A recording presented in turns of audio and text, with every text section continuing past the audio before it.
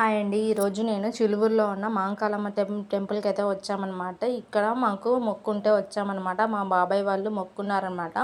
ఇక్కడ పొట్టేలు ఉన్నాయి కదా, వీటికి మనం పూలు అలాగే మనకి వేపాకులు ఉంటాయి కదా, అవన్నీ కట్టి మనం టెంపుల్ చుట్టూ తిప్పుతారనమాట.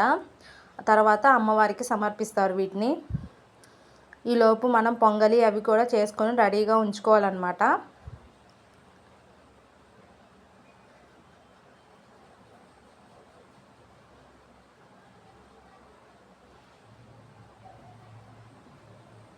ఇంకా పొంగల్ అది చేసుకొని ఇట్లా డప్పులతో అనమాట వెళ్తారనమాట గుడి చుట్టూ. ఇట్లా టెంపుల్ చుట్టూ తిరగాలన్నమాట మొత్తం.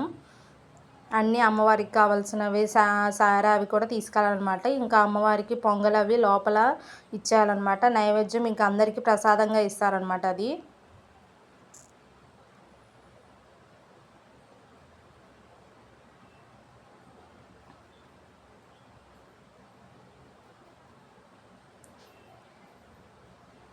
ఇంకా లోపలికి వెళ్ళిపోతున్నారనమాట.